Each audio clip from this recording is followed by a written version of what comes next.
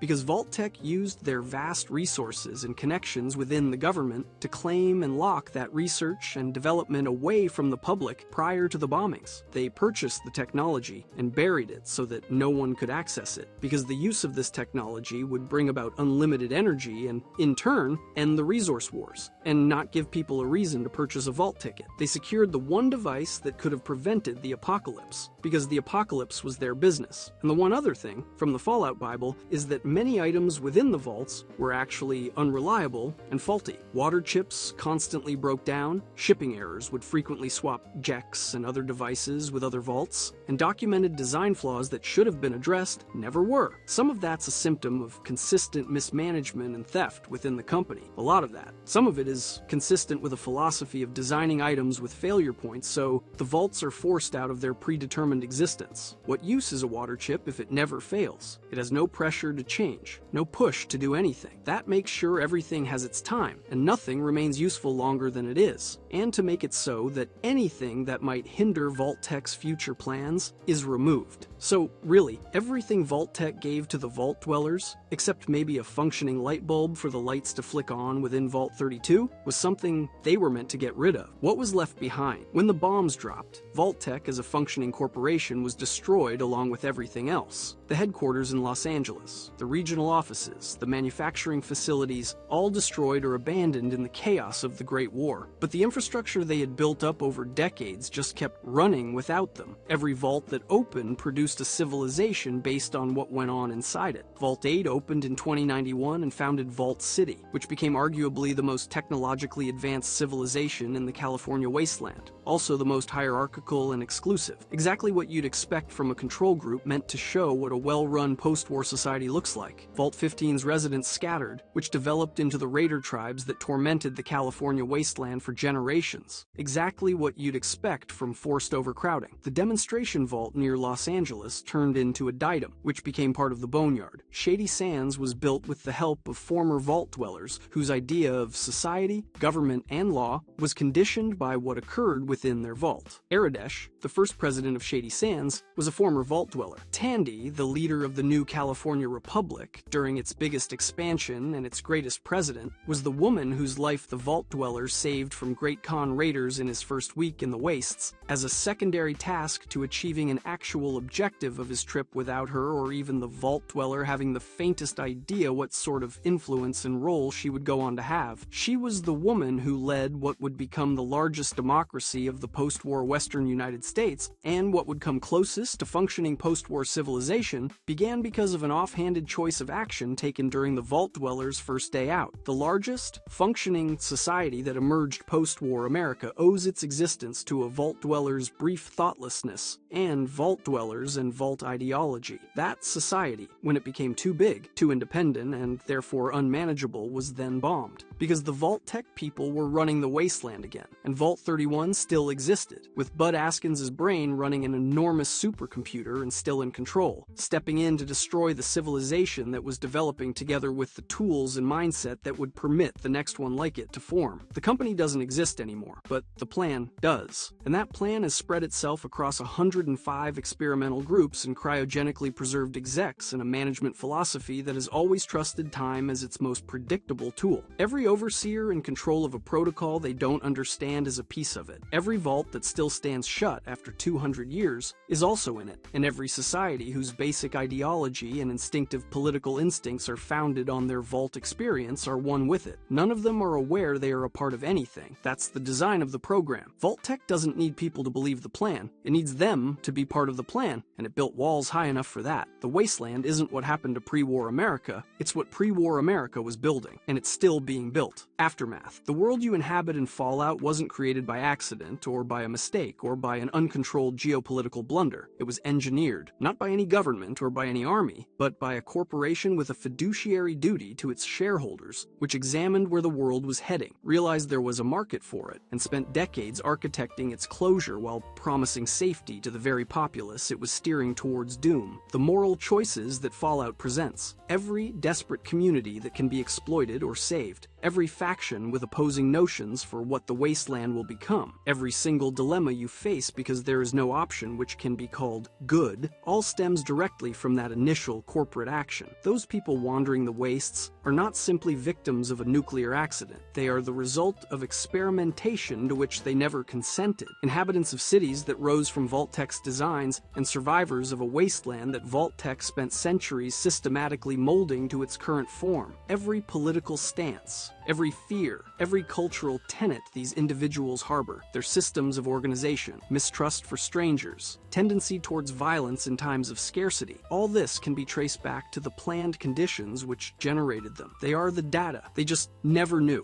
and mostly never will. For those players new to the franchise, that's the context in which every game exists. That's the environment this IP has existed within since 1997, regardless of whether the players recognized it. Every choice made in every game of the Fallout franchise, the way the vaults failed, the way their populations survived and either diverged or harmonized, the legacy of the vault that shaped the cities they built, are coherent because of a deliberate structure underlying everything. Those who have been playing the game for years, they are not faced with anything new in the TV show. They recognize what was always there, that secretly buried cold fusion research, and the presentation in the boardroom arguing that the end of the world would serve shareholders. The bombs dropping and the sirens everyone knew to ignore finally bearing the significance they always should have. Everything from the closed vaults to the experiments conducted within the entire timeline points to a singular, calculated plan. The Vault Boy has always been smiling when the cold fusion research was stopped and when Barb Howard declared to the shareholders that the end of the world was the appropriate course of action. They sold the apocalypse and convinced the population that they needed to work to earn a spot in it. They created the Vault Boy, the cheerful mascot with his iconic thumbs up, and it worked perfectly, being among the most recognized images in gaming and in universe. 200 years after the company collapsed, the buildings were torn down, and the execs were packed away into cryopods for the bombs to do exactly what the boardroom proposed. But Vault Boy was still there, still the smiling face of it all. Vault-Tec built an image that outlasted everything else it created, and it worked, as it always does. And that is the joke Fallout has been telling for almost 30 years, and Vault-Tec always knew exactly what it was doing. If you've enjoyed the video and want to see Fallout's worst vaults explained and ranked, click the video on the screen.